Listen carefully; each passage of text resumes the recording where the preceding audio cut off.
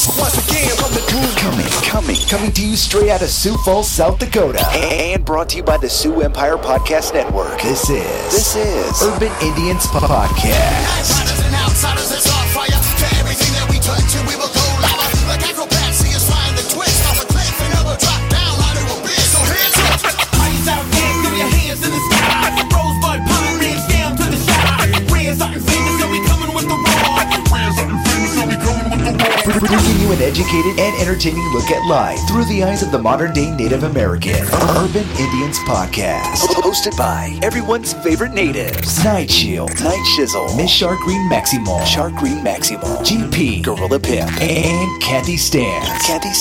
You're listening to Urban Indianz Podcast. All right. Welcome to episode 28 of the Urban Indianz Podcast. I'm your host, Gabriel Nightshield. Today joined by Char. Hey. And Robert. Hey. Over there. Yeah, over there. We're waiting on our guest today, Marcus Wright, will be in. But before that, we'll chit-chat it up a little bit, I suppose. I feel like it's been a while. Well, I don't know. A lot has happened since It has 2 weeks ago. It has been, an adventurous past couple weeks. The difference 2 weeks makes. Yeah. Right.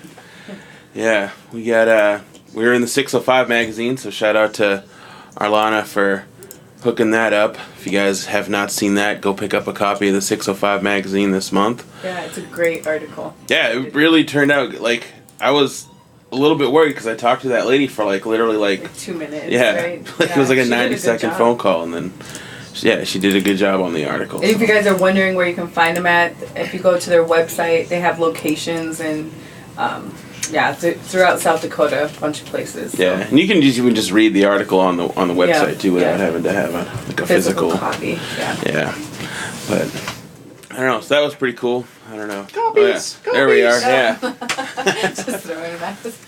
Yeah. 605 magazine. So it looks kind of weird. Kind of throws you off the cover. Yeah. What is that? It looks like It's some the spelunking. Stanford Underground Research Facility. Yeah, with the neutrinos and stuff. Which is like where Spearfish, Sturgis, somewhere around there. It's on the. It's further into the hills, I believe. It's in Homestake, so it's by Deadwood Lead area, I think. West side of the state. Somewhere. It's like It's somewhere. We're page 42. Oh, Not that I looked at it a lot or anything. Got it memorized. I don't know. So this is it right here. Yep. They're calling it. I mean, it's early to tell, but they're calling it 605 magazine's sexiest issue yet. Yeah. To date. and I just want to say that it is the culture issue. So my mom even said that because not that I have like 200 of them over here or anything. I've been handing them out to everyone I see. Yeah. But my mom was all like, "Oh, you're in the culture issue." I'm like, "Yes, we are." Yeah, so cultured. That's probably why we're in it. Yeah, Right? it probably Makes is. Yeah. sense, Yeah. So that was kind of really cool. Yeah, remember we were talking about it I was like, I wonder if that's going to come out tomorrow or what's going to happen. And then, like first thing in the morning it was out. Yeah. So that was cool. I don't know. But yeah, it's always an honor to be in there. So, yeah. Yes, thank you for having us. Yeah, thank you.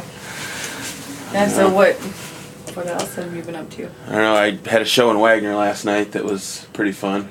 Yeah. I don't know. Yeah, it was like just like a backyard total Rez party, but it was a good time. Like everybody there was. Feel like super a high-end cool. Rez party. Yeah, it was a high-end Rez party. You're like, how on the Rezo scale? Yeah. How Rez was it? It's not like the highest end end Rez party that I've been to, but not quite there. it's like a notch below that because they spent a lot of money on food and alcohol Cakes. and keeping make sound. Entertainment. Yeah, it was a good time. So what's the max level classy for would that be you'd be up there rapping, but you'd be accompanied by the Boston Philharmonic Yeah. or something like that backing you up? Just have my girls join you on the Yeah. Yeah. Two piano guys up there going at it from YouTube. ballerinas coming out. And It was cool. There was a band there that performed before me, Cruise 69. We're actually last night we lined up. We're gonna be doing Rosewood Fair Friday and Saturday night together too. So that should be pretty coming up, fun. right? Yeah, Or is that this week? It's 2 Or no? weeks. I Okay. think that might be the next time we tape actually. Or no, I don't know. Wait, it's like the 23rd, 24th, something like that. That weekend. But yeah, so we're gonna be doing that. And then I was on the radio station down there too, 89.5. With Siobhan, right? Siobhan wasn't there. Oh, okay. A girl named Elizabeth interviewed me. And I guess they're going to have that in rotation, so if you didn't catch it live, then it'll be on, like, at various points during the week and stuff, too, so. Very cool. Yeah. We debuted a new song, which we'll also be playing later on today. Hey Baby, from my album that we just finally got done fucking recording. So you celebrated Friday, right? Yeah, it was a very dull celebration, though. I have to say, receiving emails from you in particular, no offense, Yeah. with the subject line of "Hey baby" is a little disconcerting without context. It went straight to the spam Robert's folder. like, huh. It's like Gabriel Nation, "Hey baby." Like, all right, what's going on here? Shit just got real. Yeah. That's funny.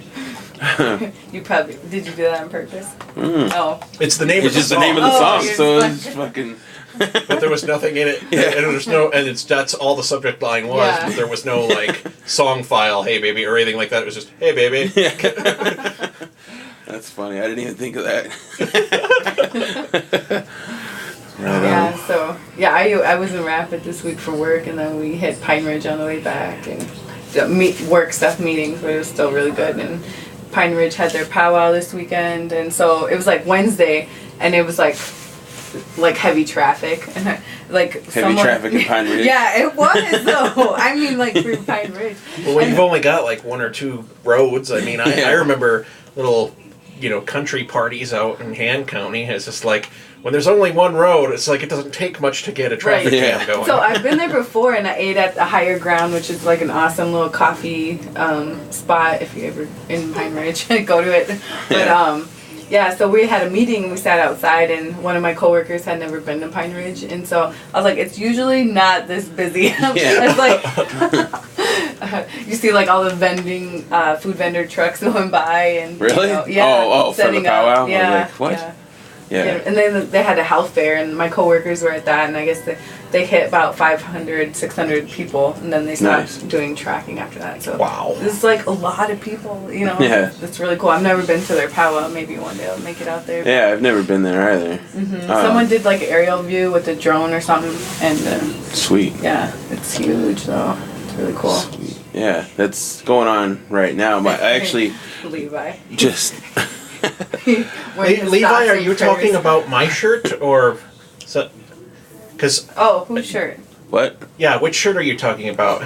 We're all confused over here. Mine? Just kidding. Mine's from like high school. Probably Levi's or Robert's, I would imagine.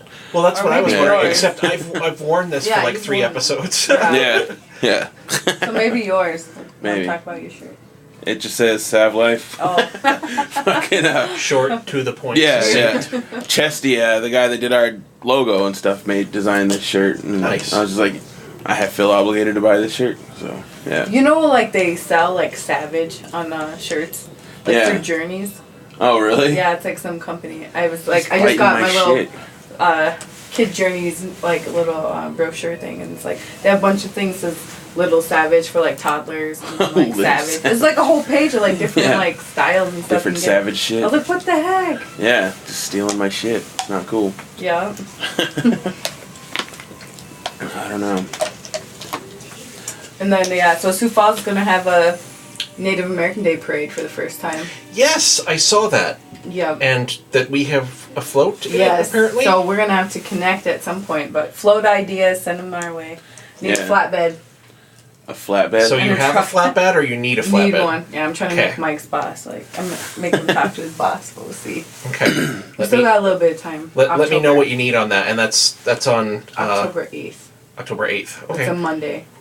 Oh, so it's very shortly after SuperCon. My September is going to be fucking wild. Between I got like 2 weddings, SuperCon. There's one other big thing, and now there's a parade at the end of that sequence. So it'll be a rich full month. Yeah. Yeah, July flew by. I can't believe it's August. The whole summer, like Lyric I went goes back to swimming school twice. in like a week. Yeah, well, they moved it up the date, so that doesn't help. Yeah. But, yeah, I took my nephew out to the outdoor pool here last night, and I was like, I think this is my first time in the outdoor pool for this season, which that's insane, because it's August. Yeah. It's like, they're going to close this soon. Oh, man. It's crazy. Yeah, it went by too quick, but... Like, the older you get, like, the faster, like, just time goes by. Yeah, It's this like- year's been ridiculous, though. Like, I was just ranting to my wife about that. I was like, I'm hitting that age where time is just going to seem like it's moving faster and faster until everything's over, isn't it? Yeah. She's like, yeah, it's all downhill for you. It's like, yeah, that's true. That's fair. yeah. It's the worst. Yeah, so it's going to be crazy when it's October, too, because like you're doing your album release party Saturday Yeah, that's on awesome. October 6th. October 6th? Yeah. Cool. At Icon, right? Yeah. I haven't, like, officially announced, like, lineup or anything, but I'm Just waiting. leaking everything. Yeah. I mean, I don't think it matters. But, yeah, we got a lot of cool people going to be performing. I wanted to just invite, like, my friends. I was, like, trying to think of, like, who could I get that would be, like, draws or whatever. But And I was Do you know what time it's going to be? it starts at 8:30. I mean, music probably realistically won't start till, like, 9:30. Sure. But around 8:30-ish yeah, like, the October 6th. flyer says 8:30. Cool. Yeah. Perfect. The only downfall now that you have it on that date is that Conor McGregor. I know, I've fighting seen that. same I was night. like, God damn it. I know fuck. Mike's like, he's going to have to move that around. I was like, it's already set. He's probably not Yeah. going to. Yeah, I wonder if we could get a TV in there and like get them to fucking play That it, would be too. cool. Get it on like the big screen like behind me, like on behind the stage. That's gonna be big. Cause Yeah. That I seen that. I got like those ESPN alerts on my phone, and I got that alert, and I was like, oh shit, that's gonna be dope. Ah, fuck, that's my. Mike's like, I think I might celebrate my birthday. And like, but yeah, it's You're just like looking at a TV while you're on stage. I'm really excited about the new album. Yeah. They're that way, Gabe. Oh. Yeah. The worst part about it too is like I was trying to think about it, and I was like, I will probably be performing at the same time McGregor's fighting, because usually it'll be like around like midnight or so. And then, like right before. Yeah, depending like on God other damn it. fights, Yeah, it's really. And the closest place would be like B-dubs, right? No, like run over there. Yeah, something like that. Yeah. He's like, just show a blade to your set. Yeah. Yeah. There you go. You just be up there with an iPad, just performing. Yeah. And I'll be in Oklahoma City that like Thursday, Friday, and fly back Saturday, so it's gonna be crazy for me too. Oh Yeah. wow. Yeah. It's a busy weekend. Yeah. But it'll be good. A lot of good stuff coming up. Yeah, you usually talk about like how busy summers are, and this one's been pretty busy, but I'm just like, man, September is just going to be nuts. Even more. Yeah, and October, and it's like faster and busier as you get older. Mm-hmm. Yep. It feels like with the now like because we did that show last night, and then this Thursday I got that show with Jelly Roll and Levi. Oh yeah, that's right. And then Saturday, with Tech Nine and Sturgis, and then it just the week after that's Rosewood Fair, and it just keeps like compounding. It's like I don't know. I know, like different every I have weekend. stuff going on. I need to be better about plugging stuff into my phone because Yeah. it's just been a lot. So, and on top of work stuff. And Yep. Lurker's birthday's like what? November. November. Okay. Yeah. A little ways away. Yep. I have a teenager. So the weather last night was crazy. It wasn't like that in Wagner. Yeah. For like, cause we were out, we went to that party and then we left there. Like the cops were like coming around, and I was like, we need to get the fuck out of here. So we left and went down by like the water in Wagner. There's like a cool like little like pier. I was like, how is not everybody in town just like hanging out down here? It's fucking beautiful out So here. someone I know just posted a picture Everybody of it. be cool. My mom is watching. Oh, Hi, Mom. Hi, Robert's mom. Yeah. Hello. But yeah, it was really nice. We just hung out down there till like 3:30 or so in the morning, and it was fine. I mean, it Gorgeous. wasn't. Yeah. Was it, man? Yeah. So we went to hit up the Feist last night, and then Shayna was out at Pave, so I checked her out, and then like after that the storm like started. Mike went into the gas station and like the whole front of him was just soaking wet and the back of him was dry. And so the girls were still up when we got home, and I was like, yeah, your dad peed his pants. And they're like, and I was like, no, I'm just joking. But then like they kept saying it, and I was like, oh, I was joking. Like, what if I unleashed? Yeah. Yeah. Yeah, and then started hailing a little bit. I was like, please don't break my window. Kids are great at, like, clinging onto stuff like that. Yeah. So I told you it took my nephew, like, night swimming or whatever, and, telling the parents and stuff, the grandparents, the story on the phone. Mm-hmm. What's the one part he wants to go on and on about? There was this crabby old lady whose patio was, like, right above the pool. Yeah. Who, like, at one point, he was kept bobbing under the water, and he'd come back up, and at one point he got too much water up his nose, so then he blew water out of his nose because he was like, oh. Yeah. She started yelling at him. It's just like, that's a community pool. If you need to do that, you do that in the bathroom. And then she like angrily like leered at us for like 15 minutes. What the hell? Oh my god! Like, so last weekend the twins just got their new bikes, and so they're riding their bikes, and then this old guy comes by, and Mikey's like crying because he couldn't push the pedal. I don't know, something stupid, and that old man was like, fucking kids, blah blah blah. And I'm like, what the hell? Like, this ain't even your block. Like, go home. Like, why do you? Yeah, who gets that upset over like little kids riding their bike? Right. I don't know. It's just I know that feeling. It's just like, I hope I'm never that crappy when I'm older. That's what I think it was Amanda was saying. That it's just like, yeah, just give me a warning. And then my sister said that too. They're like, well, you'll warn me if I turn into that old person, right? Yeah. It's like something bad happened to you. Yeah. You lost your way. It's tough. Yeah. Like what? I don't get it. I don't either. Yeah. I'm just happy I don't live in an apartment. So it's bad enough living with this next to someone like in a duplex. So. Yeah. Kids in an apartment would be really tough. Yeah.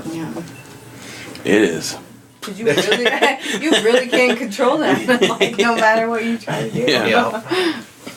Yeah. So. Actually, I think Lyric. Well, no, I was gonna say Lyric might be the only kid in our apartment, but that's not true. There's a bunch of kids. I don't know what I was thinking. Yeah. You just don't spend enough time at your house anymore. Yeah. It's just, I don't know. It's weird.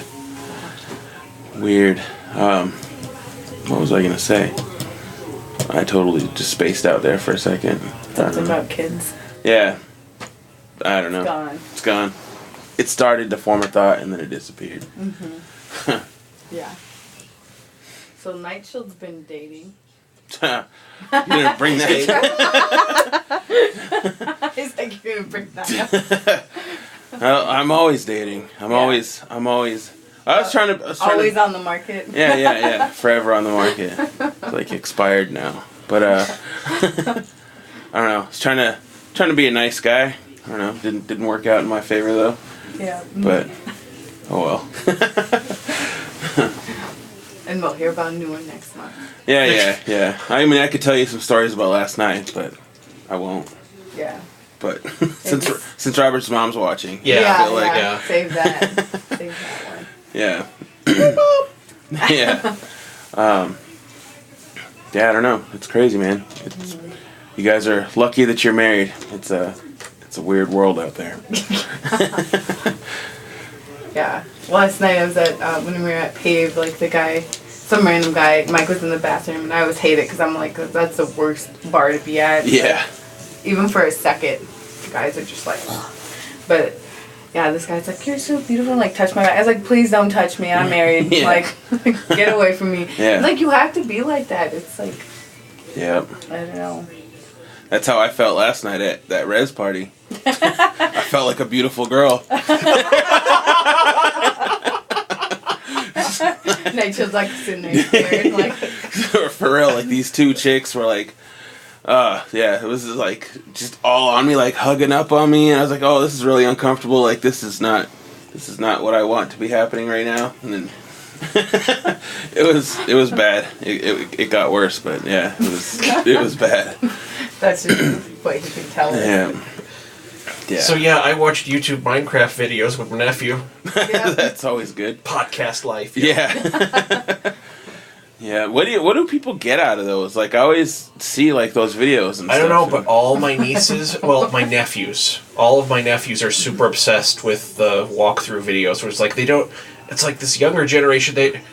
We just talked about old people being old and crabby, and now I'm going to do what will be our generation's version of that. Yeah, it's like, I don't get it, because they don't want to play the video game. They want to watch someone better than... It's kind of like professional sports. Yeah. It's esports. They want to watch somebody funnier than them talk while they walk through the game instead of actually playing it. My nephews do that too. It's so annoying. I can't even... and the humor is just, like, awful.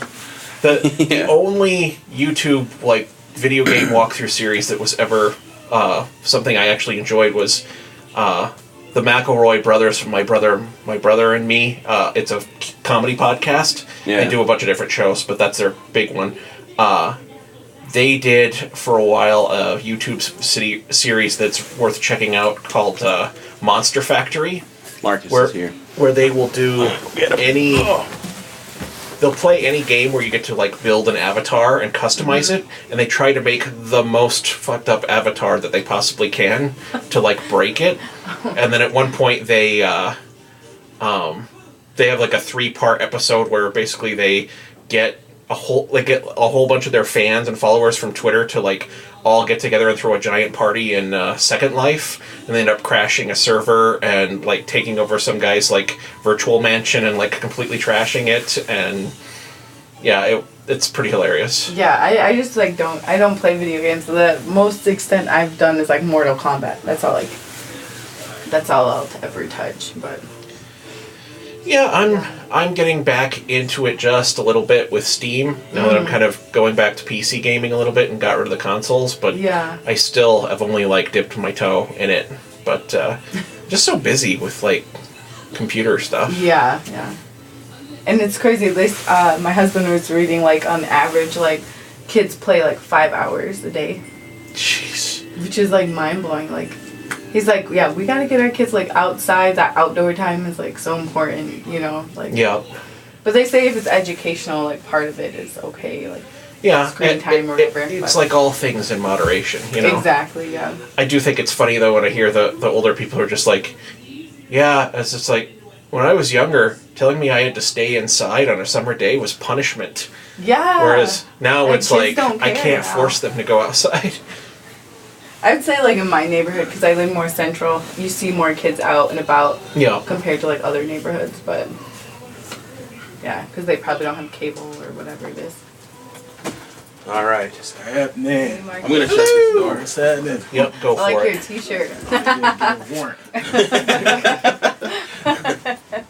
So yeah, we got special guest Marcus Wright in the building.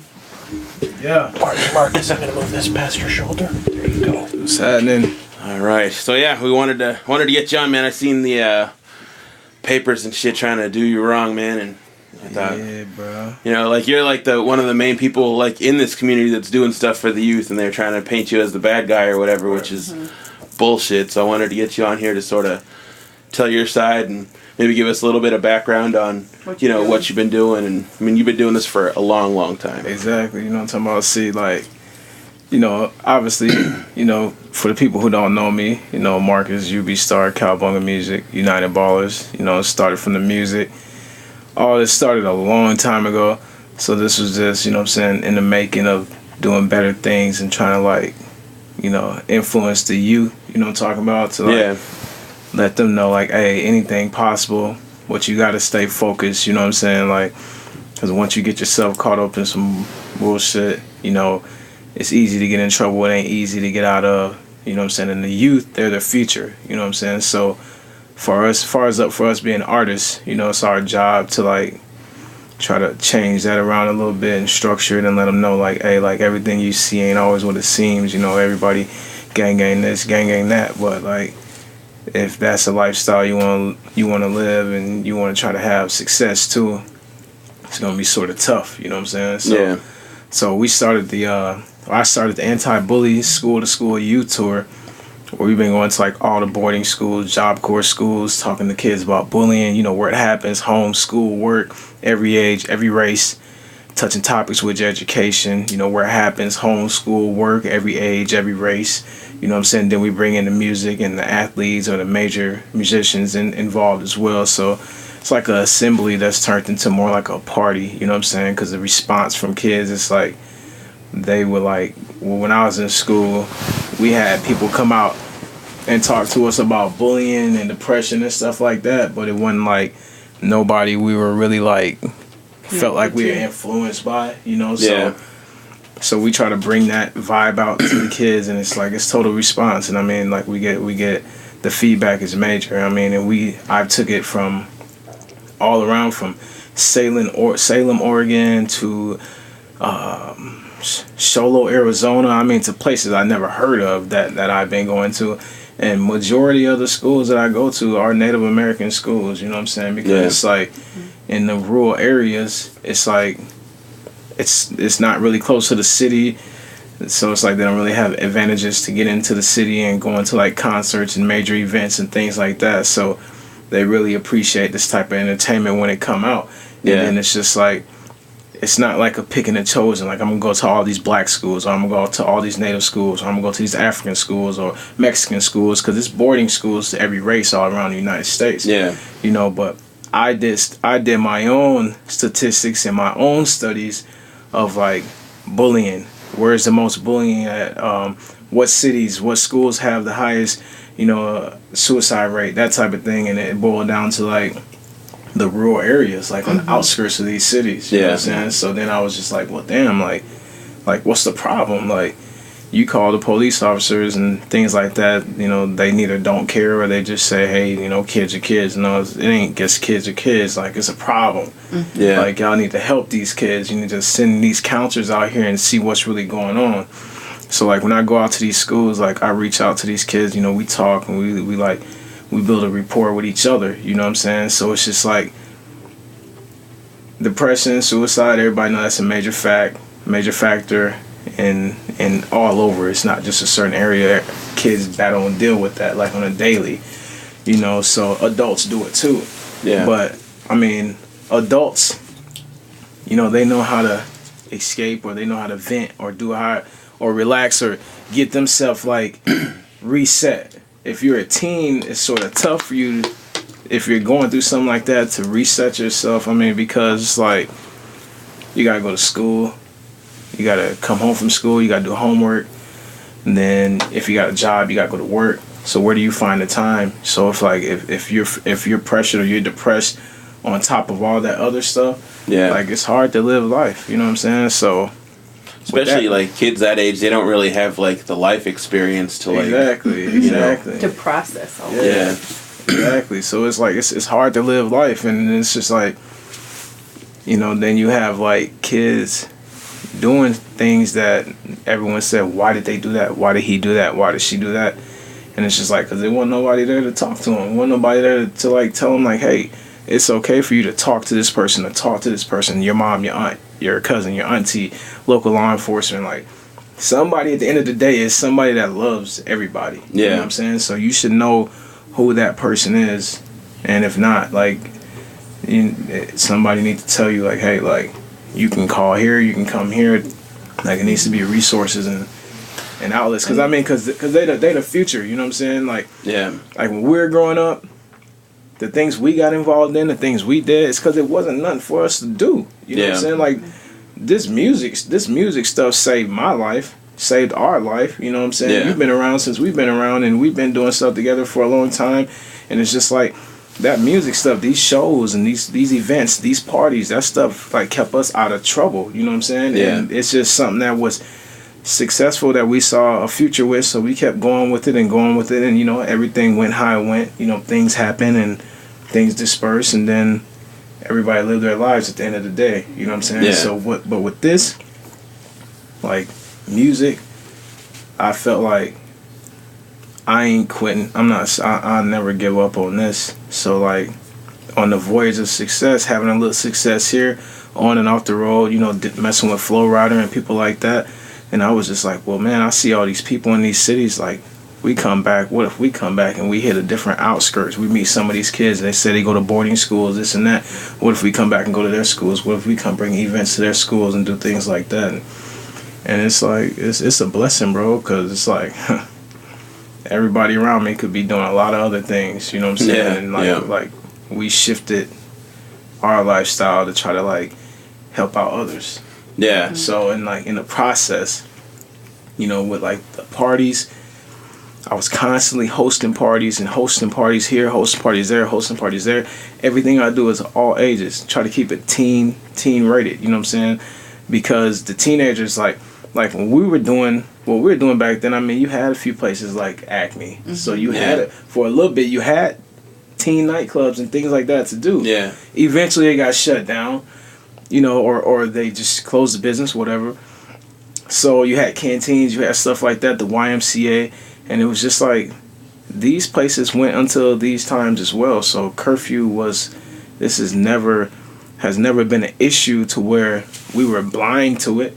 Yeah. Like, we've never been blind to the fact that curfew is the legal time and you have to abide by your curfew. But with like what I've been doing like all summer, like when we were hosting these events, like we sort of saw problems about to occur, but we weren't doing nothing wrong. Yeah. No alcohol, no liquor, no drugs, no backpacks. We promoted that like hard. Like, just to let you know, don't come here wearing that. Don't come here wearing bandanas. Don't come here doing that. This is to come here and have a good time. And, you know, the police saw that we were doing that. You know, it started from small to lines being around the block. Like, we actually diversified a youth event. And you had blacks, whites, every age, every races. You had all that in there mixed, having a good time. Yeah. We never not once had any fights. Nobody ever brought any weapons. Nobody brought a backpack because we said don't put no don't come with backpacks. No bullying. Like, they followed exactly what we're saying. Yeah. And it was respect.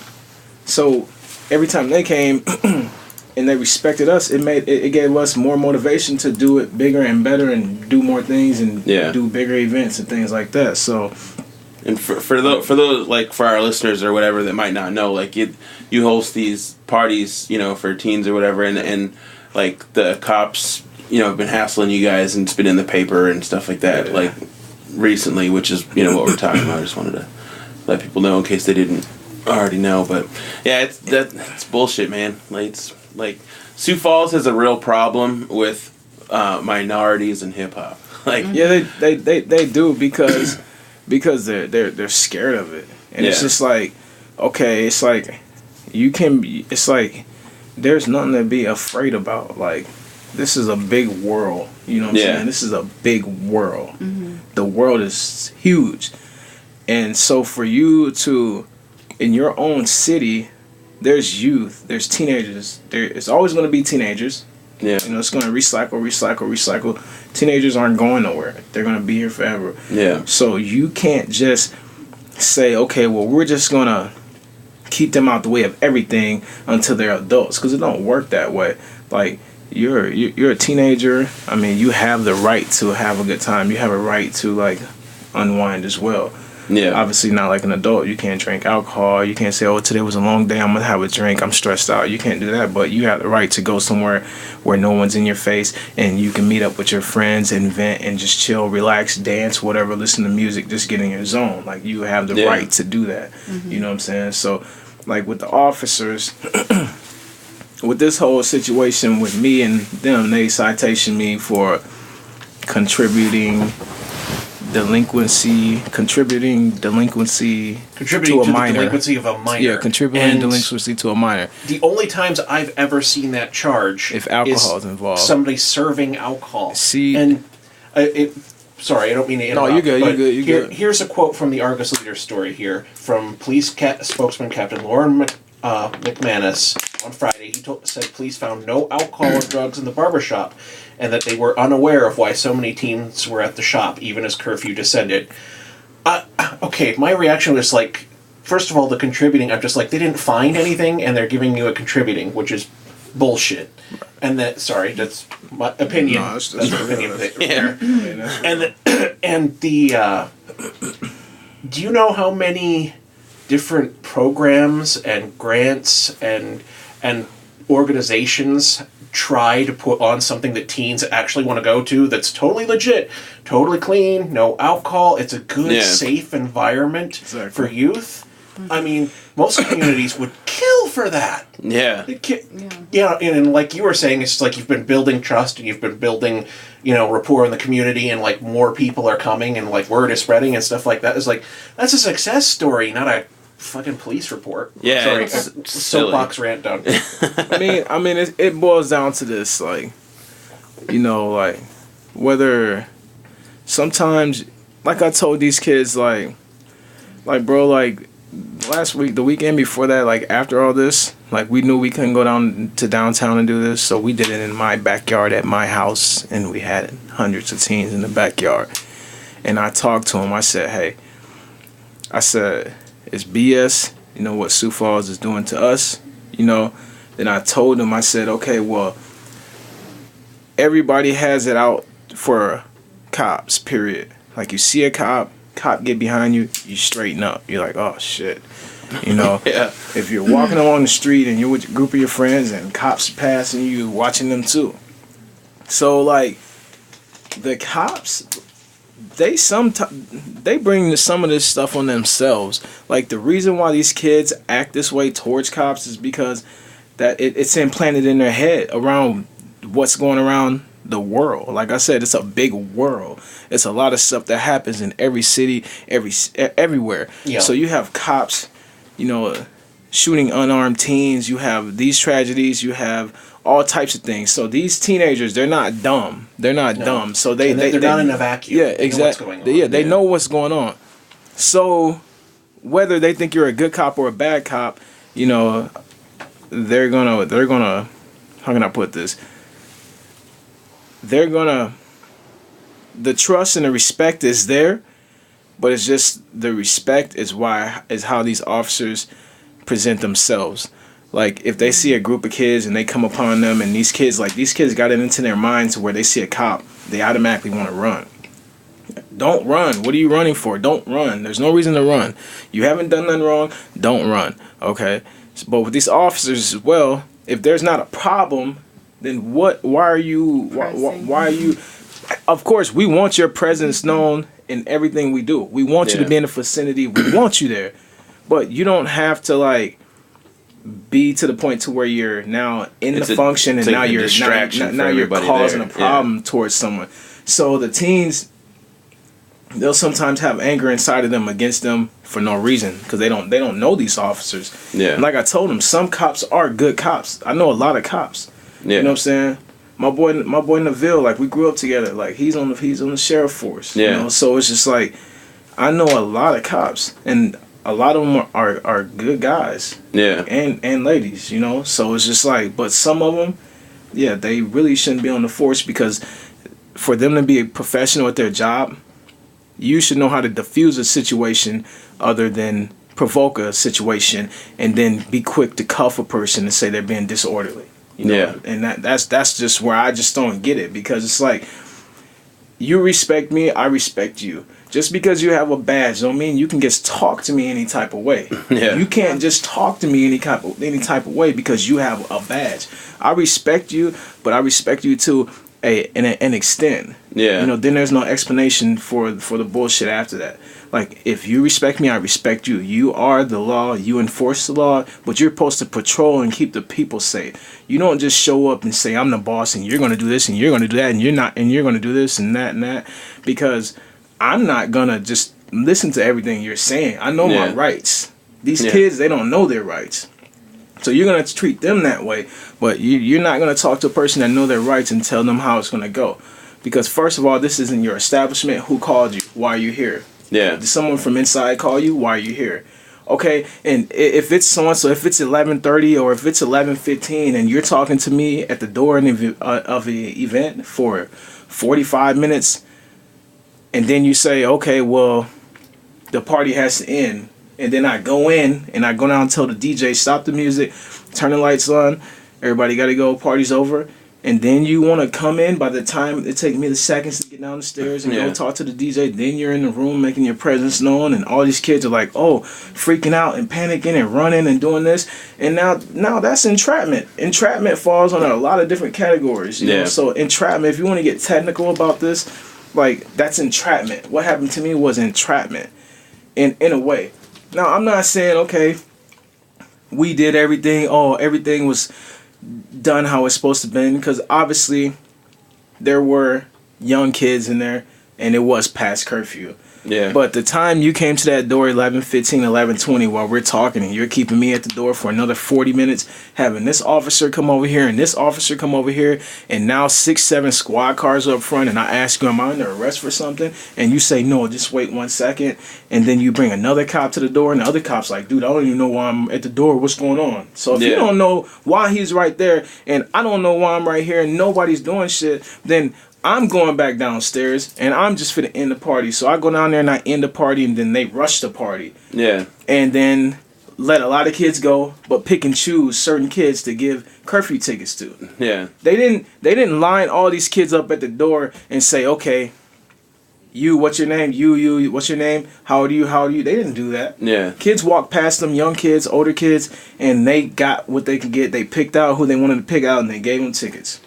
And if like, there's all kinds of, like, cops at the door, and I'm a kid, you know, I'm not just going to go walk past, like, you know, a bunch of cop cars and all that shit. Like, like, I'm probably scared down there, like this authority, like, you know, like, you don't want to be around them. Yeah, so it's like, you know, so that's how that played out. And then, to me, I think it's, you know, like, I hate talking, I hate bringing the race issue involved, because I know I have a lot of friends that are white. You know, I know a lot of white people. You know, I love everybody. You know, it's not about the race thing, but certain people, they are on that race stuff. Yeah, like certain people don't want to see somebody succeed. Yeah, certain people don't want to see certain people succeed for the dumbest reasons. Like, because of your skin color. Yeah. Because of what someone of your skin color may have done to them, or done to their family, or done something like that. So people hold grudges, and people haven't been hip to 2018 and know this is not the 50s. You know, like, you gotta fall into future. Stop being a dinosaur. Like, we're here. We know it's not going nowhere, but it's still 2018. Yeah. You know what I'm saying? But we're here. We're not going nowhere. So it's like we're not causing any problems. We just want to, we're just trying to help. What's your relationship like with the other downtown businesses in the area? Because I'm like, do you think that they were like the impetus for it or anything like that, or do you think it was the police force in general? Well, I personally think it was the police force in general, and the reason I'm saying that is because there's more reports that came out. Like, there are reports that came out. Jeremy, the guy who did our interview in the Argus, I mean, he's super cowabunga dude. He's super cool. Shout out to Jeremy. He did our interview in there, and he just had questions for himself. He was like, man, this don't make sense. Like how is this possible? Like, so he reached out, and he got the calls, like the police calls from the time we started doing those events from a couple months ago or whatever, and to when the police calls, when they were actually called. So the times that they were actually called in that vicinity right there were about maybe 6 or 7 times throughout all the times we had events there. And then you had calls about 727 for something else, like on the block of where Wiley's is. Okay. And then you had a lot of calls towards the area, but they weren't to the actual establishment where we're at. Sure. And so, therefore, one of the law enforcements re-clarified that and came into the Argus with their comments or whatever, and we're like, oh, yeah, we're sorry. Well, there was calls down there, but to this specific establishment, the times were 10:27, 10:18 one night, 2:58 in the morning one night, and like 9:18 one night. So in between those times, like, you can have music, you can play music. Like, that's not even past. That's town from Footloose. Yeah. But see, that's what they're making it. They're making it that. Like, that's how I feel. And so, like, we're not out of the line of the ordinance, you know, with the sound and things like that. So those times those calls came in, they didn't come there at those times of those calls. So if they got that call, why didn't they come, like, pull up to the scene and say, hey, do this or do that, do that. Now, we had interactions with them on other nights, you know, where they came, Sure. like, because there was, you know, one night where we were having, like, a live performance with somebody. The first time we did it, and it ran late to AM. In a downtown, you're going to have interactions. Yeah, you're going to have interactions. But see, like, the Icon, you know, they were going through something with the sound. You know, Yeah. I didn't really keep up on that because I travel a lot, but I just know I heard about them going through some stuff about, Yeah, with like, the new apartments Yeah, there with the and apartments all that, there. And it's just like, you know, like, why? I mean, downtown Sioux Falls, it's expanding, it's growing, and that's good. That's a good thing. But it's just like, how can you, why would you want to live there and you know what's around you, and then come in and complain and say, well, I spend $300,000 for my condo and this and that, so you better tell them to keep the music down, and you tell them I don't want these people or these kids around here. Yeah, that's so it's just like, why are you about like the neighborhood? Yeah. Discussion. So I understand why you're downtown and why the city wants you downtown, because it's money. Because it's money. Okay, so I understand, but like, everything can't be about money. Like, you gotta think about, like, these kids' lives also. It's like, why would you move into an area that you're irritated by? Like, you know, where Wiley's right there, and like, it's like they want downtown, but they want a version of downtown they're picturing in their head. Yeah, they're not afraid to stomp I think on that's what's the already problem there. with Sioux Falls, though. That right there, though. Yeah, that's true. And then it's like, to an extent, I can see if these kids are outside on a function that we're having, if they're outside breaking in cars, outside fighting, but none of that was going on. All the reports were kids outside hanging out on the corner. Okay, well, you have adults across the street hanging out on Wiley Street outside. Then you have adults crossing the street.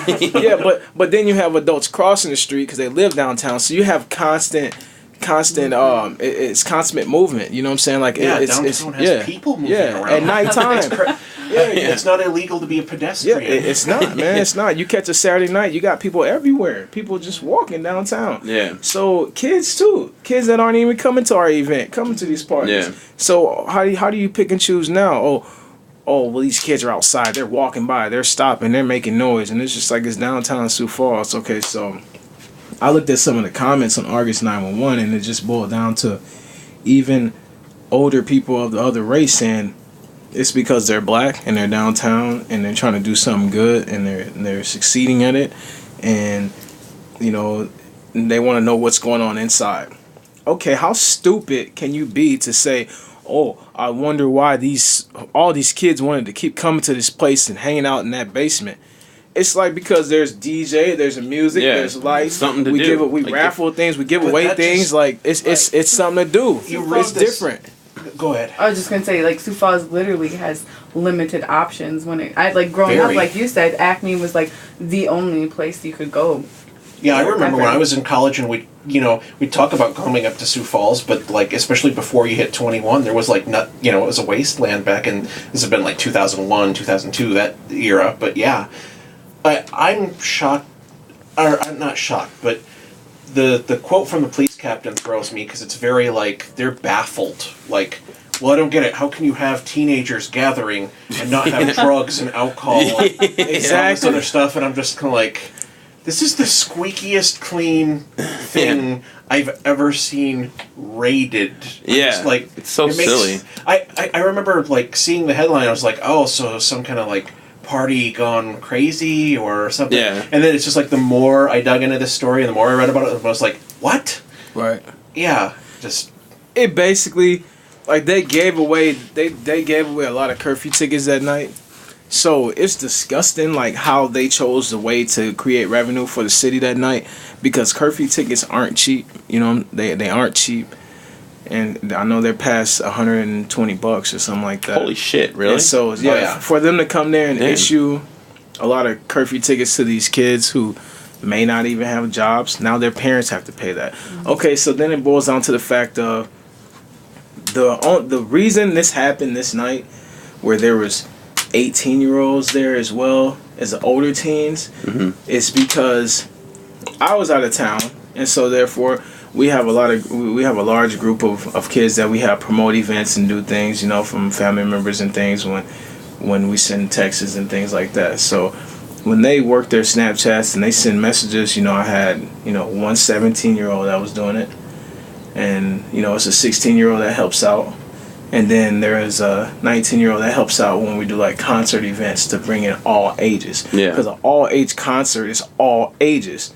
Yeah. You go to a Biggs to an all-age concert, you're going to have all ages there. Yeah. You're going to have them still working that bar at all ages, but you have to show ID. Yeah. Okay, so all ages means all ages. Okay, so this is a teenage event, and we always put from grades 7 through 12. And so through that being, you know, when you're in the 12th grade, you're some kids are 18. Yeah. Some kids are 19. Yeah, exactly. And so then you have kids promoting that are 16 and kids spreading the word to 18. So the older teens are already hearing about it. They just haven't been there yet. So they're like, man, what's going on? Like, let's go check this spot out. So this night, I mean, like, it happened to be a busy night. Like, it was packed. Like, it was in line outside and everything. And so there was a lot of people. And then you had ages from the 16s to the 15, 14s. Yeah. Then you had the 17s to the 18, 19s. So then it's just like, you know, we said, hey, it got to a point to where before it even got to 11, we said, if you aren't of this age, you've got to leave. Yeah. So we know the typical teen night. The typical teen night started with the young age crowd. It started with the 14s and up to no older than 16, 17. Yeah. And so a lot of the parents, we started knowing a lot of the parents too, because some of the parents, they come in, check it out before they let their kids stay, then they'll leave. Yeah. But their parents were always there. They were always there on time to pick them up afterwards. Yeah. So if it was 11 o'clock, they were out there by like 10:45.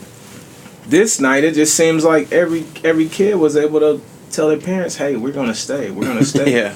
And so if you're a parent, then that's your job to say, no, this is past your curfew. Yeah. So I'm coming to get you right now. Like, this isn't nothing new. You can't, you're not staying late tonight, and we're not knowing of you staying there past this certain time, but now tonight you're going to stay. Yeah. What if you're lying to me and the place is closed and you're just going to go to some friend's house and do whatever, you know? So with the parents, to me also, you know, if they were okay where they were at, then it's not okay that they're past curfew. So I'm not saying that they're not, you know, doing nothing illegal past the extent, but it's just like for some of these parents though as well, you know, they got to know where their kids are. Yeah. If your kid is 11 years old and you're leaving him there, and why are you, first of all, if I had an 11-year-old, I probably wouldn't let him go to parties and stuff like that. I mean, Yeah. You're almost And at least and leave them past Yeah. like 11 o'clock at night there. I mean, because it's like you're almost a teenager. Like when my brothers, like when I was young, my brothers, you know, they had like the what was it called? It was at the YMCA. It was called the canteen. The canteens. Yeah. And so I remember one time I snuck in, you know, because I was with them, and like when they went to like show their IDs or whatever, I was in between my brother and one of his big friends, like in between. So I was able to walk in like that and not even. I snuck in. Yeah. And so the first time that happened, I was like 13. My mom was pissed off at me too, because I was just to go tell my brother something in the line. Yeah. and so it didn't last me being in there. Yeah. But when I got in there, I was like, oh shit. I was like, man, like Yeah. they were playing basketball in one gym, and then the other gym it was like just a dance party. Yeah. And so I experienced that. You know, and after that, you know, I got my ass snatched out of there. 'Cause obviously, you know, my brothers and was like, you know, you gotta get out there, mom out there waiting. So Yeah. we're just dropping them off. And then it happened again at Acme. I was just to go say, hey, can I get my brother and tell him something? Yeah. And they were like, go on in there. And then I got in there and I was like, oh shit again. Straight up. Like, I'm not And I leaving. was like, well, hold up. So I hit the dance floor. I even think I got a dance in or two, you know. So I was in there, like I was in there that night, like I was in there for about a good hour before I got snatched out again. But I was in there, so I experienced that, and I'm just like, man. And so from that point, you know, when we were getting older, then you had like Acme and stuff like that. So that was like every Sunday night, I think it was, if it wasn't school on Monday. I forgot the nights that was. And so from that, I was just like, man, like, I'm in the process of us doing the music and doing that, you know, doing shows and moving around, and I just never forgot about the youth. I just said, well, I'm gonna figure something out someday to where, like, I can give back to the youth some type of way. You know, not saying, okay, going to each school and giving them $1,000 and thousand, but give it back to them some type of way. And Flandreau Indian School, the lady, it was named, what is her name? Marlis Manor or something like that. And it was a Justin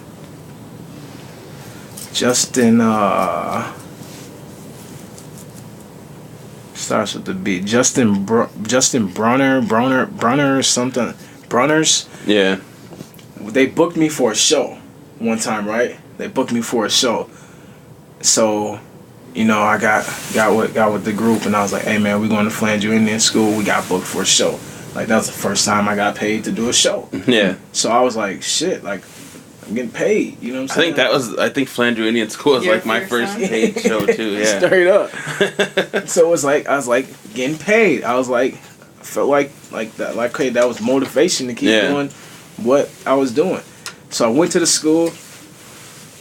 The music that we had then, it wasn't so clean. Yeah. And so, once I saw, like, there were teachers in there, and I saw they had their school cop in there, and, like, the counselor who actually wanted us to come there and got us booked to come in there. Yeah. And, like, the people who run the dorms and things like that. And, and I started thinking about some of the music that was on the CD. And then I was just like, because there was a lot of kids, it was packed already because it's a school. And then there was a gymnasium, and I was just like, man, like, some of this music ain't clean. Yeah. like I forgot to tell them. I knew I was going to a school, but I'm just like, damn, some of this music might not be so good. Like, so I was just like, nah, we just gonna do it anyway. And so we let that first intro come in, and I was like, no, we ain't gonna just do it anyway. Yeah. I said, we're gonna pick the cleanest songs we have, party songs, 2 or 3, boom, and we did that. And then we're just gonna play other people's music, like major artists' music that they already know of, and turn it into a party. Yeah. So when we started performing, like, they had never heard of us or heard music before. They were just happy that it was live entertainment and something that they don't always get. And they were rocking with us hard, and it was just a party. It amounted to be a good party. Like, they were thanking us, you know, for coming out there. The staff, the directors, you know, they loved it. And they're like, whenever you guys come back out again and do it, please get in contact with us, and we'll love to have you back. And so from that point, I knew after that night that I had to get more professional with it, because it's like, those are younger kids, and then obviously it's a school, so you can't take, like, all that negative stuff there towards the school. But I mean, like, obviously, you know, like I said, some of the music wasn't clean, and so I figured out, okay, hey, going to these schools, you gotta be professional. I figured out, what if I went to these schools, and what if I said something? What if we gave them some type of positive message to, like, let them know, like, don't let things sidetrack you from the videos and things like that. Like, this is who we are, and, you know, we appreciate you guys giving us the opportunity to be here. So we're gonna respect the fact that we're here. So respect the faculty to keep it clean for you guys and bring some positive, like, a message at the same time. Yeah. It's picked up. I kept doing it. Other schools start catching wind. And so, like, I just stuck with it, and, you know, it just started to spread. So I got better at what I did, you know, and I'm still getting better at what I do, you know what I'm saying? So I just got better, as in putting more speeches and, like, talking to the kids more than just music, talking to them more about serious topics, you know, about things that happen in life, you know what I'm saying? Like suicide, depression, like, that's major. Like kids, they go through things. Yeah. Adults, we go through things. We go through things every day. Nobody's perfect. You're gonna go through things in life, and that's the key, to talk to the kids and let them know, like, hey, you're gonna go through things. you're gonna fall in love. You're gonna have a girlfriend or a boyfriend. You might do it in school. You're most likely not gonna be with them forever, but you're gonna think you're gonna be with them forever. So when you get your heart broke the first time, you're just like, man, like you're like, there's nobody can fix it unless you say, I want you back. You know what I'm saying? Or he say, I want you back. Yeah.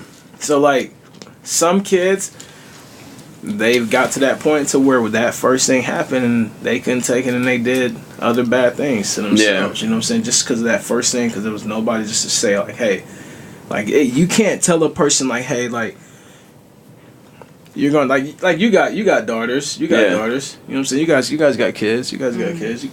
How do you tell your kid, hey, like someday you're gonna be hurt. Someday this isn't gonna work out the way it's supposed to work out, and you're gonna feel horrible. Like you're gonna feel so bad to where you think it's your fault, and you just don't know what to do just because your body is hurt. You're hurt. You're like shutting down, and like this is what you don't do. This is what you don't do. You're gonna feel this way because it's just like kids. They're just gonna experience the feeling, and try to like think without or react without thinking. You know? They're just gonna react without thinking. So my whole goal with what I do is to talk about topics like that, and it's not just bullying. It's about bullying, and then you break down the statistics on bullying, and then you say, okay, well, why is this person a bully? What made this person turn into a bully? Okay, how many kids is this kid bully?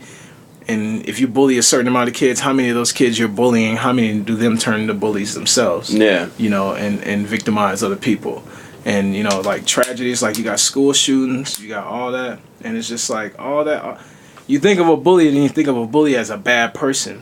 A bully is he's just a person that don't have no outlet until he does bad things. Yeah. So it's just like sometimes the bully might just be like, you know, like you don't know what's going on in his life. Okay, I'll be the victim of a bullying. Why are you bullying me? And okay, I'm not a poor kid. I got my mom and my dad at home. I'm just coming to school just to get an education. Yeah. So why are you picking on me? From the bully standpoint of view, my mom and dad broke up. Okay, we're not financially okay. Yeah. So I don't care. So I'm not caring about nothing, and I'm just gonna take it out on everybody. You know, I'm not gonna talk to nobody because there's nobody that can help me.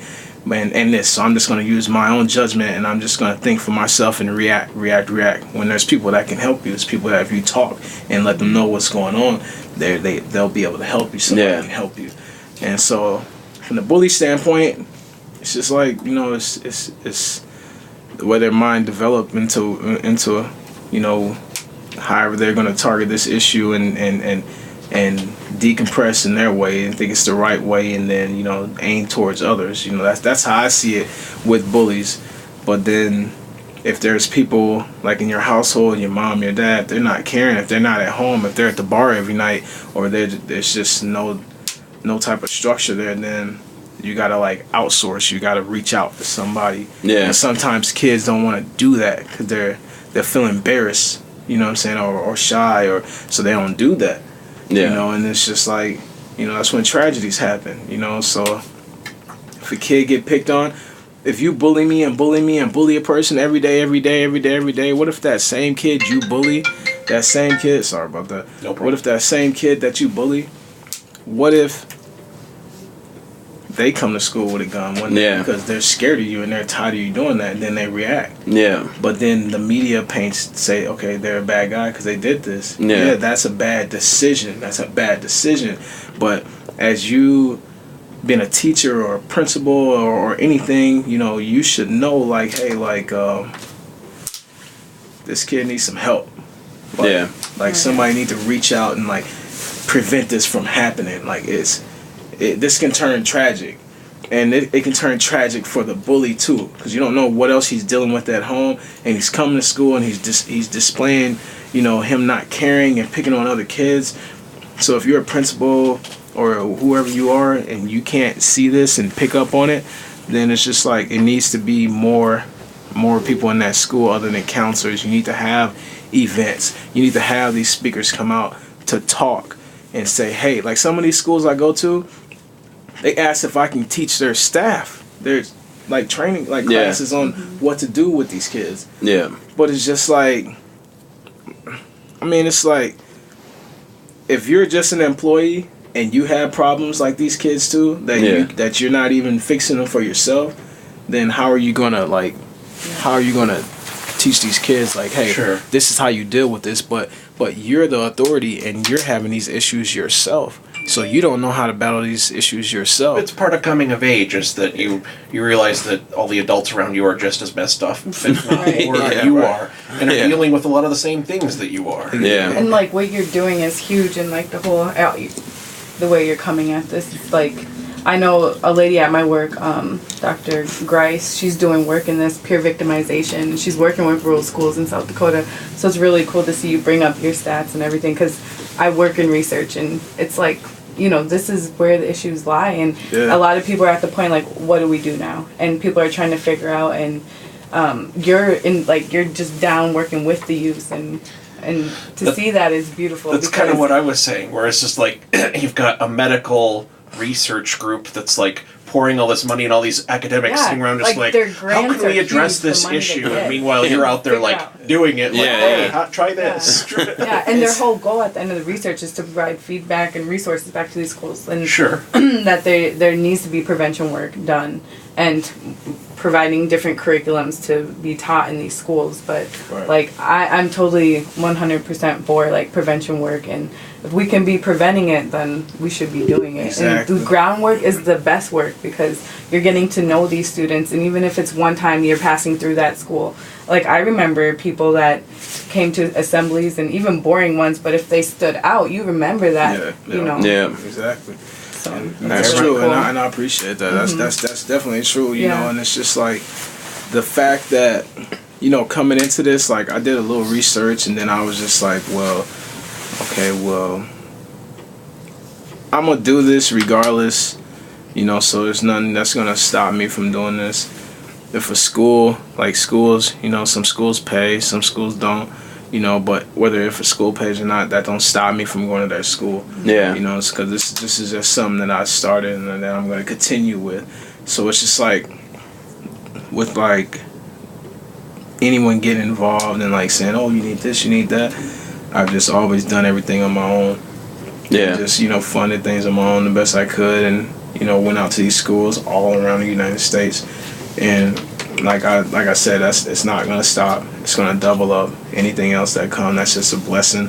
But it's already a blessing to what I'm doing right now. You know what I'm saying? To be in this position.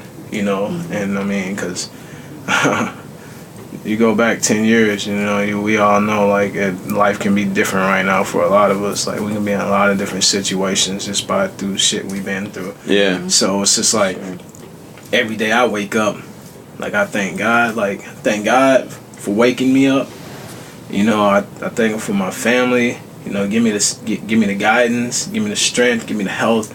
You know what I'm saying, and show me the way, because I ain't for to slow down. So I hope nobody jump in my way, because they ain't gonna stop me. So it's just like I'm strong. I'm strong on that right there, and that's something that I stick to right there. And so like Cowabunga Music, United Balls, UB. You know, everything where this started and formed from, you know, from my brothers Titus, Devon, you know, like this structured me out to be like I say it made me think more. Yeah. You know, just like on life in general, you know what I'm saying? Because like I don't have any kids yet, but all my friends have kids. Yeah. And that'd be the worst thing for me to ever want to catch a phone call hearing, oh, he did this or she did that, and it's just like, damn, like we are the voice. We are the voice. So it's like, right, us as artists, we are the voice. You know, the youth, they're gonna look up to what we do, you know, because they think it's cool, and it is cool. Like whether you playing sports, whatever you do is cool. You know, you can be anything you want to be. Like Michael Jordan taught me that, you know what I'm saying? Yeah. Once he said you can be whatever you want to be, you know, like I carried with that, like when I was a kid, like, you know, so it's just like the words, like certain words was powerful, and then it was like, I'm gonna stick to it, and I'm gonna ride this in, and You know, I'm not gonna give up on these teens. Like, we keep it going.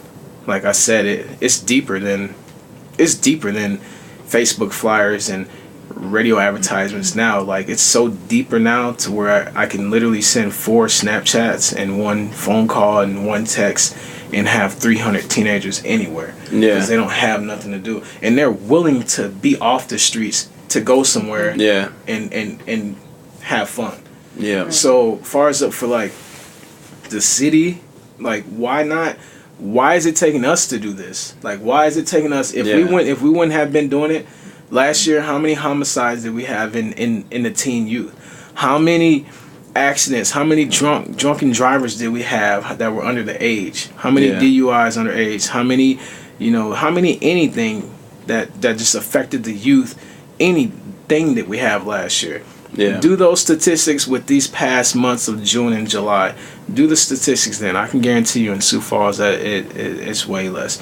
You know, do you guys track your numbers of like how many youth rolling? Oh yeah. I got a clicker. Okay. Yes, I got a clicker, and we keep the clicker. Obviously for tax purposes and things like that. So we keep a clicker. But that night, there was no 200 people in there. Yeah. There was no 200 people in there. So for whoever the officer, whoever he is, who gave that information like that, that's crazy. They're just trying to make it look bad. Yeah, they're just trying blowing it up. They're just trying to make it look bad because what happened once we got everything cleared out, officers stuck around. They're walking around the room taking pictures on their cell phone, just taking pictures, snap, and asked me if I had a flyer. I was compliant. Like, I'm not doing nothing wrong, so I'm compliant with you. Like I said, it's respect until you disrespect me. And then when you disrespect me, I'm not saying like, oh, I'm going to hit you or I'm going to do this, I'm going to do that. But it's just I'm letting you know we're losing respect for each other right now because they can't take you serious. Exactly. Yeah. So now you're in my face with your camera phone. Like, what do you want? Oh, where's the flyer for the night? That's word of a mouth, like to Snapchat. Like they make their own. Anybody can make a flyer on If you Snapchat. work with youth, you know where to find them. Yeah, it's just like how are you? Old school, like it's like posters. How is this possible? What's in there? They were hoping to come in there and say, "We found a lot of drugs. We found a keg. We found this. We found that." You can tell they were desperate that was what going to be the case, and how frustrated they are that there wasn't. And then it's just as easy as this. Like Night Shield, like a successful entertainer. A music artist. Cowabunga music shows, artists, music. Like we've been doing this for a long time. Sure. So if we send out to our fan base, hey, we're gonna do something for teenagers. Even if you did that, you're gonna do something for teenagers. They're gonna show up. Yeah. They're gonna show up. That's just what's gonna happen. And like most parents are gonna let their kids go to something like that versus some house, where like anything can go down. Exactly. So it's like somebody might do it and they might not be so successful with it. I've done a lot of events that weren't successful. And I've done a lot of events that weren't successful. And the only thing I did from the unsuccessful events was learn from them. I appreciate not being successful on them events because I learned from them. Sure. And so from learning from them, I just said, okay, well, now I'm going to try this way. Now I'm going to do this way. I'm going to target the teens. I'm going to target the youth. I'm going to get more people involved. I'm going to have more teenagers help. Like, give them work development skills. Like, have them do a job. Have them do this. Have them help out. Get them involved. And it's just like, it's not hard to do that for the city. Like, it don't always have to be about bars. The bars, like, I have no problems with any bars in town. I know a lot of bar owners, and they're super cool people, but that's for adults. It needs to be something for teenagers. You know what I'm saying? We need something for teenagers. And if they're not going to help create none, we're going to create it, and we're going to keep creating it, and we're going to do it well, and we won't be stopped. And it's already in the making. Like, we have our own building now that's literally 4,600 square feet that's under construction right now. And so it'll be for live events, national artists coming in, doing shows. The booking info, the name, all that will be released on Wednesday. Same day this podcast comes out. That's what's up. And so any like national concerts, I mean, we obviously will be dealing with bars coming in for concerts, but through the proper catering service, we're not going to be selling the liquor. So we have a safe route of doing that, because we're not gonna specialize and promote alcohol at our establishment.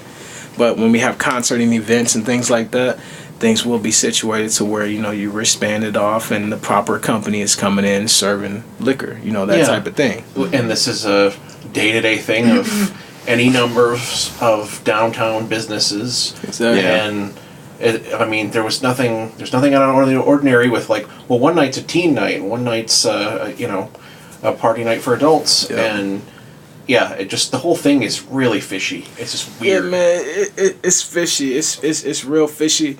It's almost so fishy that it's scary. You know what I'm saying? Because it's just like, are you guys, like, you really don't want these teenagers to succeed? Is that what it is? Or is it that you think that we're bad people and we're doing bad things to keep these teens around us? Or, like, what is the problem? Okay, I understand some things. If things aren't ran right, okay, then we find out what's wrong. If there's a fire code, okay, put the fire code up. Okay, is this something with the air in here? Because this is labeled as a basement office. It used to be an office, but the establishment where we were at back in the day, it was a bar. It was like a card room or something like that down there on that level. And so, because we see, like, the old signs. Sure. So it's just like, I understand having too many people in one spot that becomes an issue for, like, the capacity and the fire marshal and the health and the building inspector, you know, guidelines. Because, like, in this room here, if we all can breathe this air real good right now. We're breathing clean, decent air right now, good air. Yep. So if you get 20 people in this room, it's gonna be hot. We won't be able to breathe. Yeah. There's a bunch of fat guys in here. Last Sunday, it was hot in here. Oh yeah, yeah. I turned this room into an oven. Yeah, that was only like 5 people.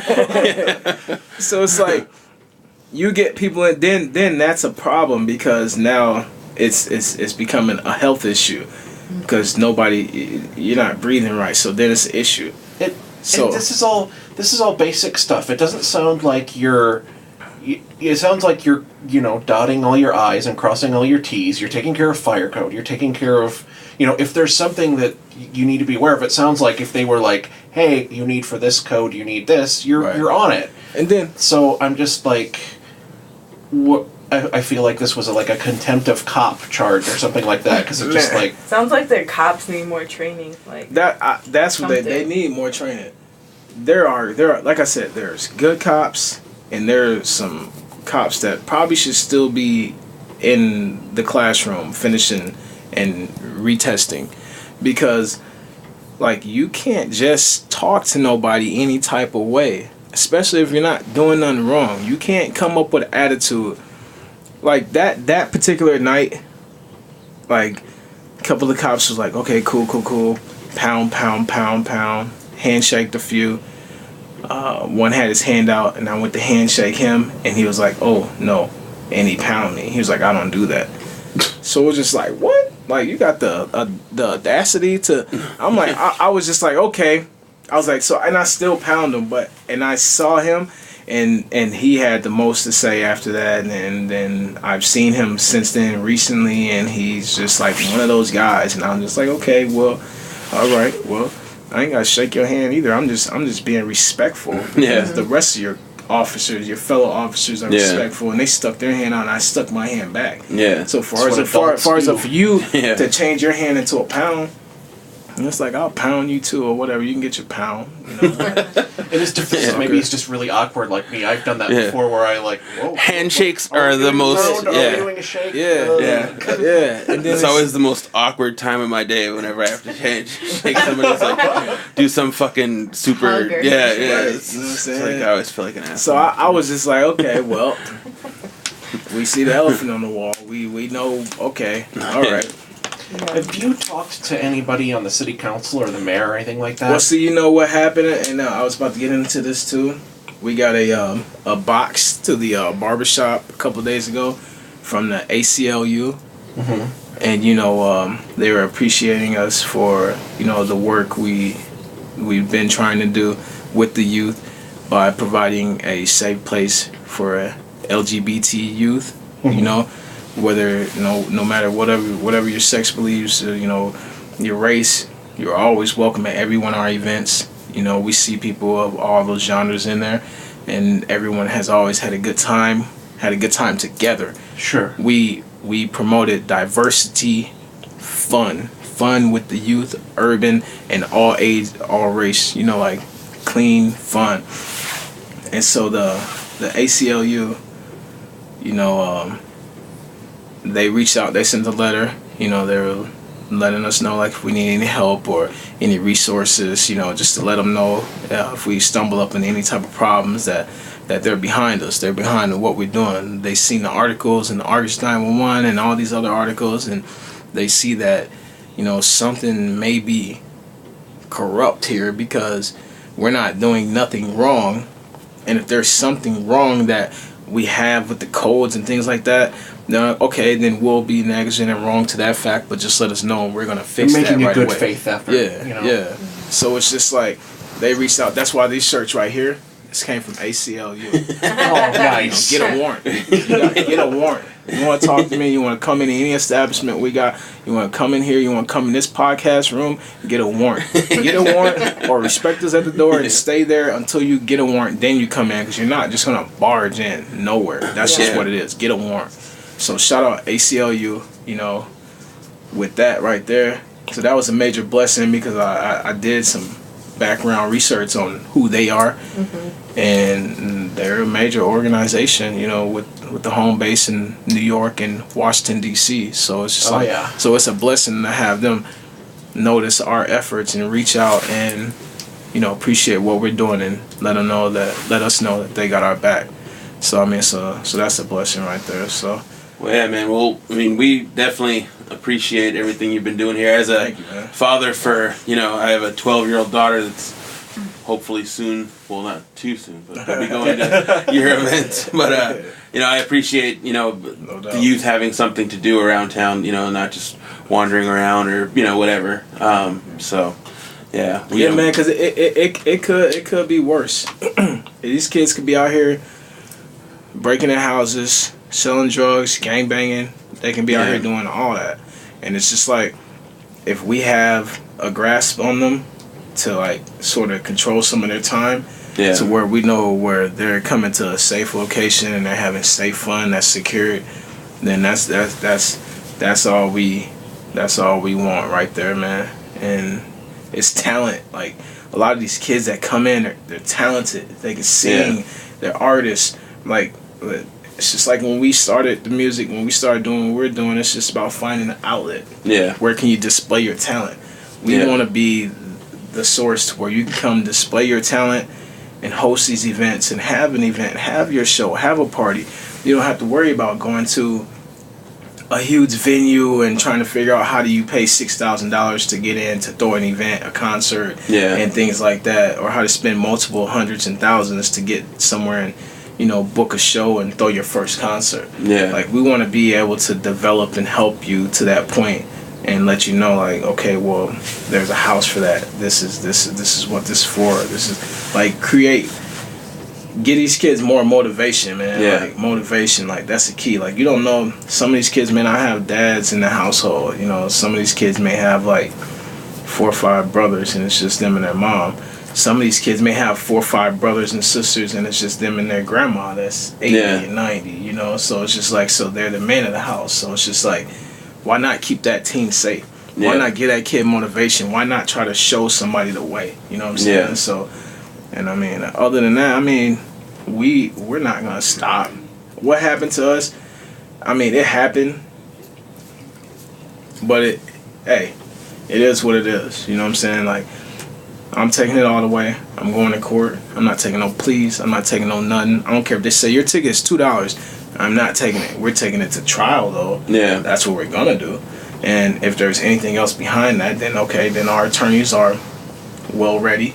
And then it's probably going to be, I don't know what it's going to amount to in this city, man, with them seeing that these kids need something to do and it's not hard. It's not hard.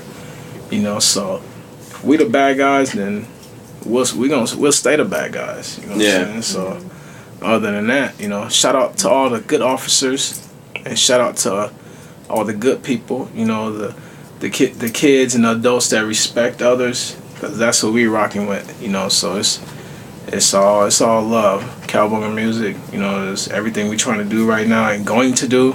You know, like I said, we have a new location. I'll be getting you guys info on that this week too. Yeah. And it's super dope, bro. I'm talking about we'll see about booking you and getting you in there too. Yeah, man, that'd be cool. The venue is super dope. It's a blessing in disguise on how everything happened, because we went from a couple weeks ago from me hosting these parties to now running a venue. Like, I didn't really. That's a lot of work. Yeah. You know what I'm saying? Like I do music. I'm still an artist and I still do other things, so it's a lot of work. So now it's just like, it's happening and it's there, so now it's there for a reason. Like, everything happens for a reason. You know what I'm saying? So I'm taking everything that comes at me, the good and the bad, and I'm working with it. I don't care what can happen. The worst thing can happen to me, and all I'm gonna do is step over that shit. Like, nothing is gonna slow me down. You know what I'm saying? If something slow me down, then I'm just letting myself down. Yeah. You know what I'm saying? All you have at the end of the day is yourself. You know, you have your family, the people that you care about. Well, your dream is your dream. Nobody's going to pick you up and lift you and bring you to your final destination of your dream. Yeah. So it's just like, I'm going to grind hard. Ain't nobody going to stop it. And shit, I'm going to stay cowabunga. And that's all it is to it. You know, like I said, shout out to the good officers and whatever else to the other officers. We ain't got to shake hands. Well, shit, man. I think that's a good place to leave it at, man. Yeah, like I said, we definitely got your back, man. And so I wanted to get you in here so we could talk about it, because I just saw it was like, man, it's fucked up. I know, you know, they're just trying to. I've had my own problems with Sioux Falls police. With, you know, they have an issue with hip hop and minorities. Yeah, so, man. But they got to get used to it, because this city is getting bigger.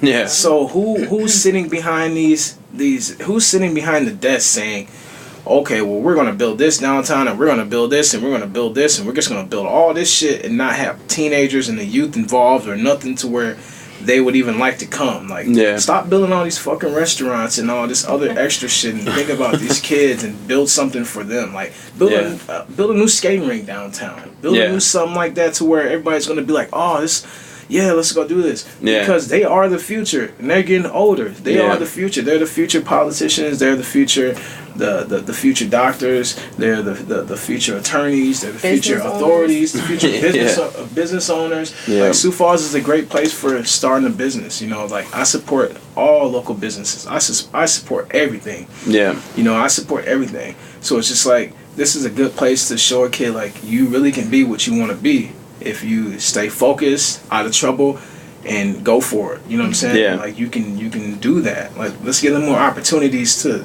do that. You know what I'm saying? Like I don't understand, like, the fair is here now. Yeah. The fair stays open to what, midnight? Yeah. And teens are out there walking. Yeah, I almost said something about that just because I'm like, there's the fair, events at the Premier Center. I don't see the Premier Center getting raided anytime soon during a like stand-up comedy act or something like that, because there's teenagers there. Yeah. Exactly, and I brought that up, you know, to an officer while they were actually there that night. I said, okay, events happen at the Premier Center. You have kids hanging out outside past 11. You have this, you have that, and they didn't want to talk about that. They were just like, well, what's that bigger one? Just happened a couple weekends ago. Lifelight or no? The other one. The Harley Nights or whatever. Yeah, all those events. I mean, there's always teenagers. Yeah, we got Riverfest coming up, and it's always kids and teenagers and stuff like that at that one. Yeah, always. So it's just like, the fair goes to midnight. Okay, well, I understand they say, well, church events and certain events, then it's, you know, like there's an explanation for that, you know, certain events. But it's just that's what you're doing wrong. We just need to start another another congregation of Our Lady of Perpetual Tax Exemption. Straight up. So I'm just like, okay, whatever. You know, like, okay, I guess the curfew only works for certain people in certain events or event holders. Alright, bro, whatever. Yeah, no subtext to read in there. Yeah. Right. Oh well, whatever. Get a warrant. Get a warrant. Yeah. That's crazy. Well, shit, man. Thanks for coming, Marcus. Yes, thank you very much. Thank you for having me. Yeah. Appreciate it, bro. Hell yeah, man. All right, bro.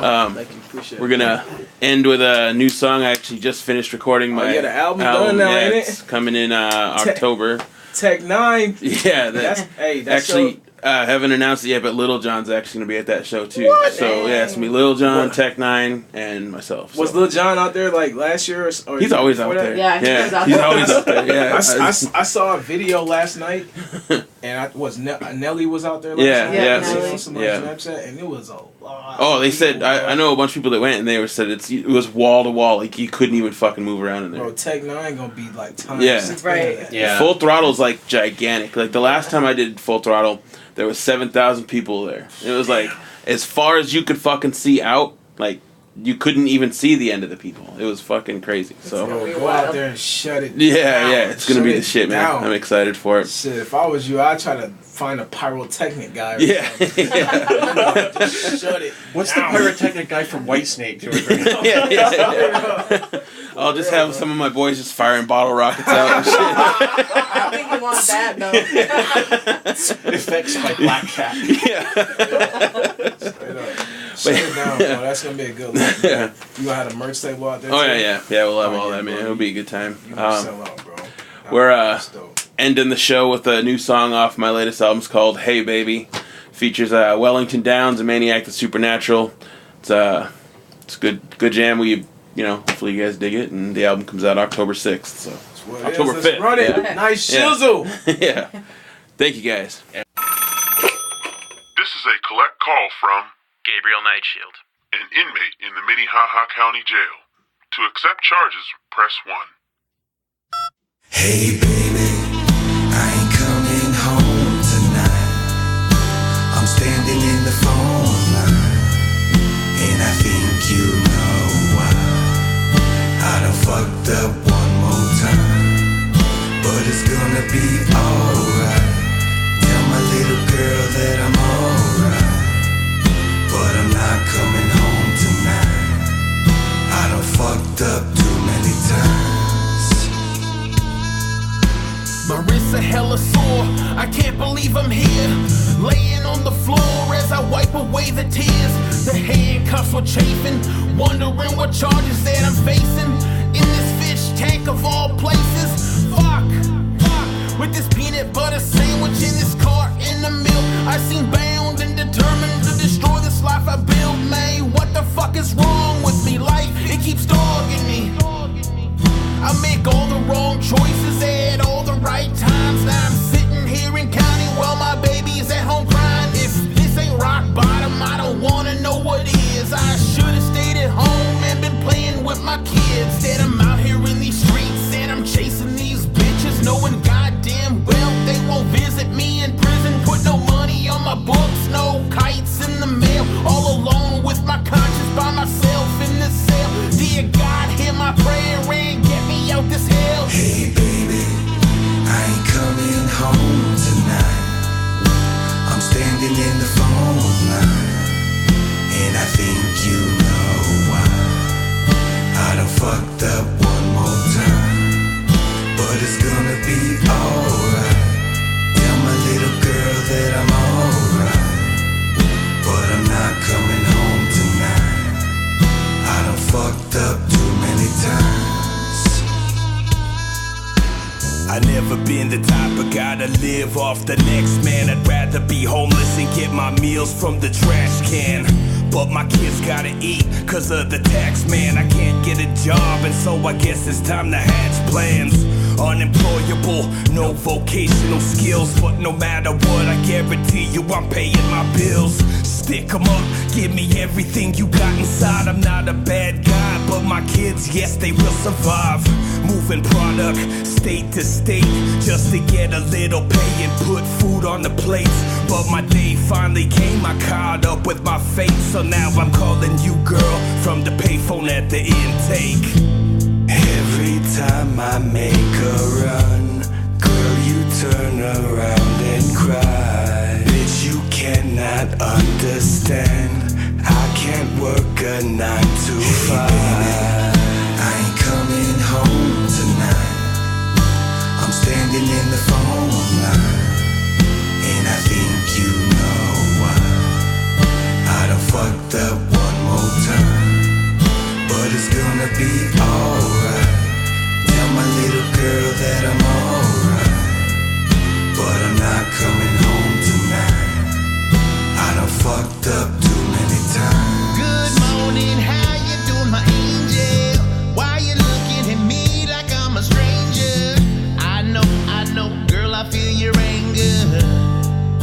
shouldn't have gave the cop the finger. Out here out of time and lost my way. Lost my pace, started drinking and lost my day. Blacked out on white, but there's a touch of gray. Black and white dominoes and we play in spades. High fives, it's like a family reunion. I'm giving up on this life cause I don't know what I'm doing. Take care of yourself and take care of the kids. You're probably wondering what the hell I do is what I did. Gassed up, gassed out, then I hit the cherries.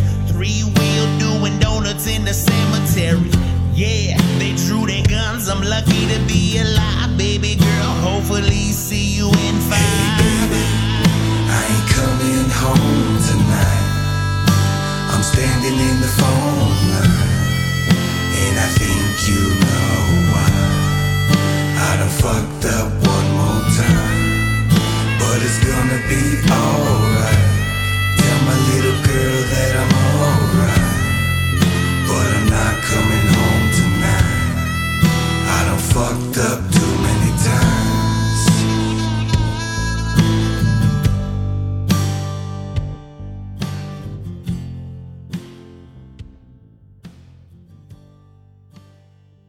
A production of the SiouxEmpire.com.